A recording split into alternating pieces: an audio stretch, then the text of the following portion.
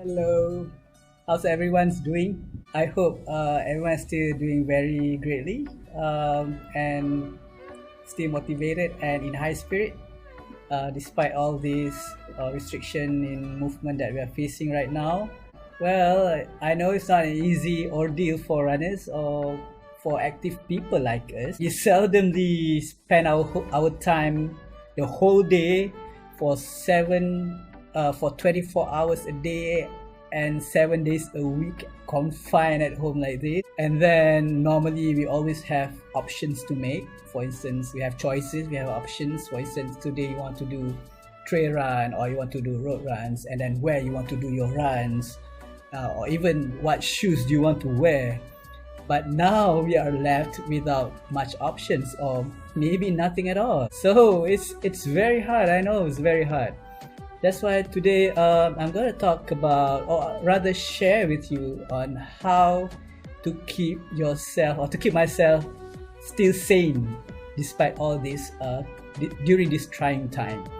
So we don't want people to become crazy, tak nak jadi gila. As much as we want to be fit physically, we also want to be fit mentally.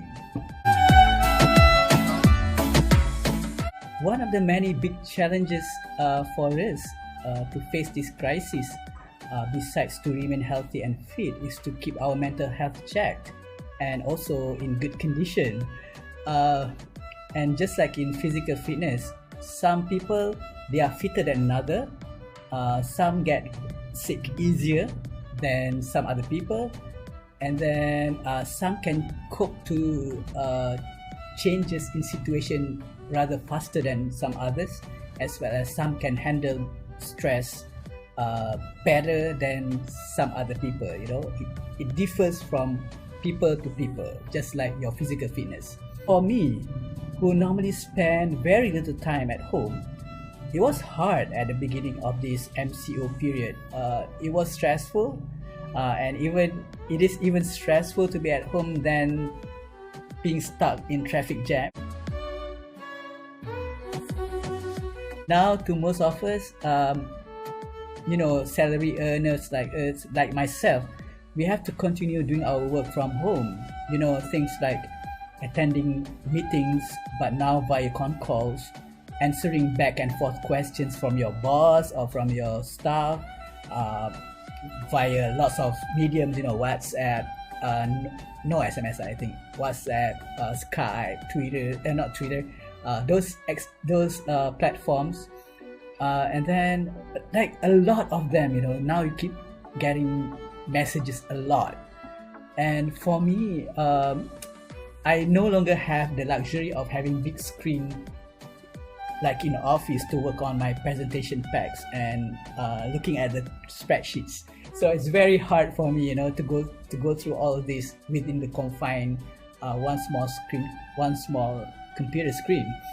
But as I mentioned earlier, we have no choice or very little choice in this current situation. It is not about, we're not talking about choice anymore. It's more about how we can adapt ourselves to the new normal, or at least for 1 month until 14th of April, hopefully. Okay, working from home. Okay, it was hard at the very beginning. It was very hard for me. I had back-to-back conference call, from 8 o'clock in the morning until 8 o'clock at night. And I had very little breaks in between of meetings, and at times there were even 2 meetings overlapping with each other. But after a few days going through this misery, I started to manage those meetings better, and now, of course, with the help of technology, I started to get back the lost time, the stolen time. I get those time back for myself. Now I can manage to get longer breaks for myself, and also I can eat more properly and do more stuffs in between of those meetings and assignments. Next tips. Have a routine. Just like during your normal days before the MCO. As much as possible, keep your routine the same. For example, if you used to wake up and have shower at 6 o'clock in the morning, don't change it. Just do like what you used to do before, and now you can have more time between waking up and start working, say 8:30 in the morning, because you don't need to travel or to commute to work anymore. So during this time, which I call it the saving hours, you can be more creative and productive. For instance, you can prepare a really nice breakfast for yourself. You can do some like exercise or stretching to keep you energized throughout the day. You can watch morning news to get updated and informed with what's happening around you. You can even do some, learn some tricks in spreadsheets or PowerPoints. You can write paragraphs, short stories, do blogging, vlogging, and so much more. Just be creative and productive during the saving hours. Okay, then say you start your work at 8:30 in the morning. So be creative as well. For instance, now I can wear my cowboy leather hat to work. Yeah. Haha.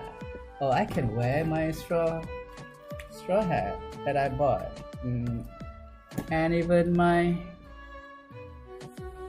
I like okay. Okay, those are the things that you could have not done before, under normal circumstances, but now with the MCO and working at home, you can do all those creative things.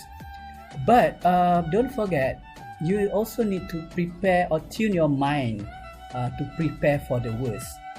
There could be days when you wouldn't be able to have a break or to prepare or even having your lunch. So tune your mind, mitigate it, spare some snacks like fruits or nuts or buns at the side of your work desk. The most important thing is to prep your mind that some days things will get worse, so you won't get shocked and upset if it happens. And say if your work used to finish at 6 p.m. On normal days, keep it that way. Maybe give some face to your boss and to your colleagues. Extend for another hour, for instance. Work until 7 o'clock. You still have more time saving now than before because you don't have to deal with the traffic jam after work.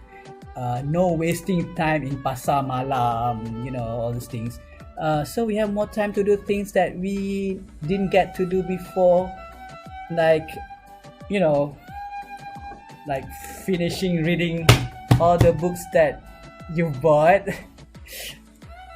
or even to finish building the Lego set that you bought before. I haven't finished doing my Voltron, building my Voltron Lego set. The legend of Voltron, defender of the universe. A mighty robot, loved by good, feared by evil. So all those things that will give you that now you can do that you wouldn't be able to do it before. So more things like baking, write books, or anything. Do something. Don't sit still or jump straight to bed. So do something, not nothing. Okay. On a more serious note, in the current situation, you have to be able to acknowledge that it is okay to be stressful. Just that some people, as I said earlier, can manage stress better than another. So if someone is more stressful than you don't add that to your stress level. Let him or her be. Instead, you can offer him or her assistance or advice, or at least just ask if he or she wants to share his or her misery or what he or she is stressful about. If you are the one who are stressful, get connected. Get connected with someone or group of people who you can express your stress level, who you can tell them, reach out, tell them that you're sorry, but you are having a stressful day today or yesterday, so please bear with you. And as a listener, you need to understand and don't judge people just because he's having a bad day. Everyone feels stressed during these bad times, Getting connected with friends and families is another way to cope with the current stressful moments.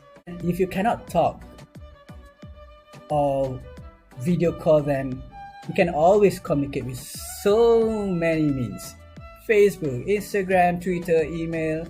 And it's also a good time to reconnect with your long lost friends or those old buddies that you have not been communicating with for so long, or just like that, browse through their Instagram, like them, make them feel happy, appreciated, all these things.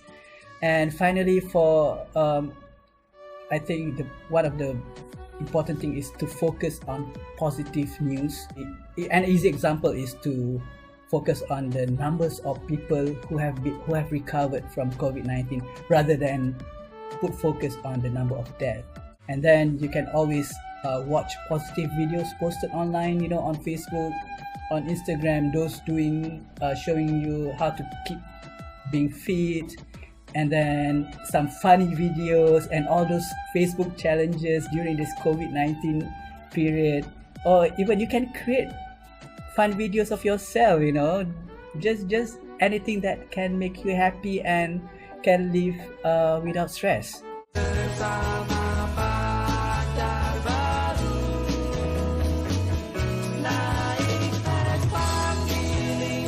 But when reading about news or getting information, be careful with your source.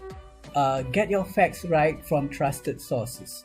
Avoid rumors and speculations, and say no to fake news. Well, it is okay not to be the first person to share or spread news. There's no prizes if you can be the first one to share or spread news. Just why do it? And it is also a good time to do research on things or topics from reliable sources for us to understand them better. Example, like how this coronavirus spread, rather than hearing many views from so many experts out there. And well, we can be a better learned person than before. I think I've talked a lot.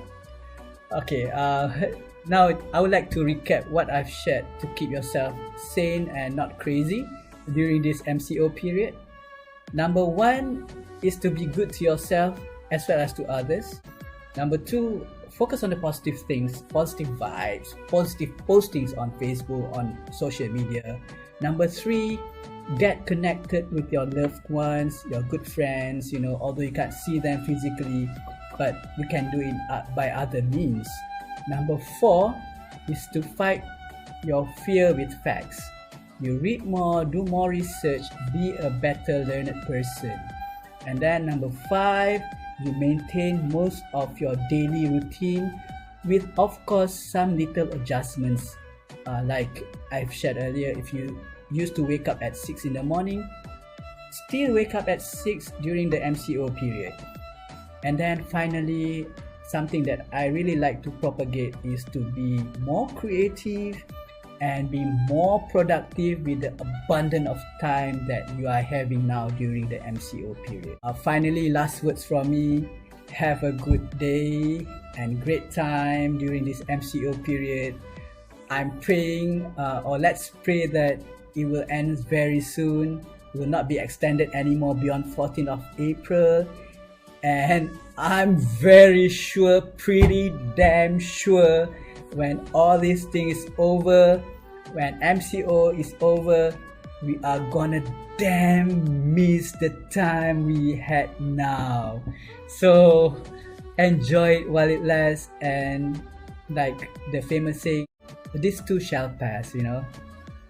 See you next time.